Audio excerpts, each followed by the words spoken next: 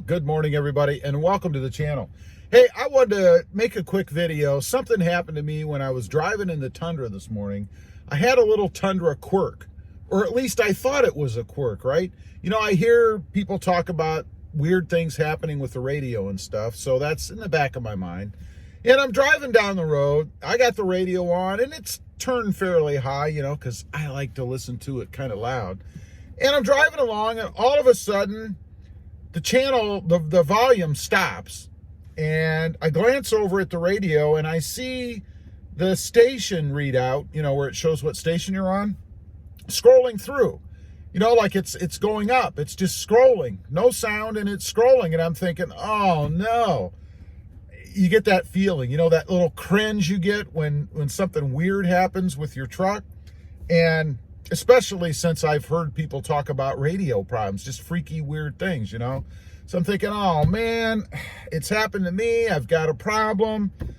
I'm going to have to take the truck in and go through all that, and what a drag, and, you know, all that stuff that you think, right? Well, I'm here to tell you, it was my fault. I'm going to show you what happened. I can't turn the volume up on the radio because of copyright issues.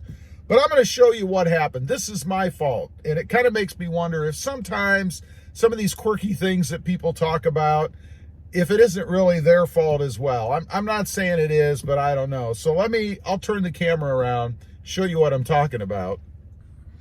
Okay, I'll point you at the radio and I'll show you what happened. You can see the station right there, right? So you got to pay attention to that number there right below the time. So I'm driving along and this happens. You see what's happening there? It's just running through the stations. It's like it's scrolling to find a radio station somewhere. And I'm freaking out. I'm driving. I'm like, what happened? And I'm sitting here, and here's my hand on the steering wheel. You know, I'm just driving, and I've got my hand resting like that. When I let off my hand, and it stopped. Now, I bet you can guess already what I did, right? I mean, I'm sitting like this, my hand is on the steering wheel, I'm just driving, you know, relaxing, whatever. And then I realize my palm here is resting on the up button that changes the radio station. You heard it beep, but keep in mind, like I said, when I was driving, the radio was up, so I didn't hear that beep. I'll do it for you here just so you can hear it. There, I'm assuming you guys heard that, and you can see the station is progressing. I've got the button pushed over here, and that's what my palm was doing.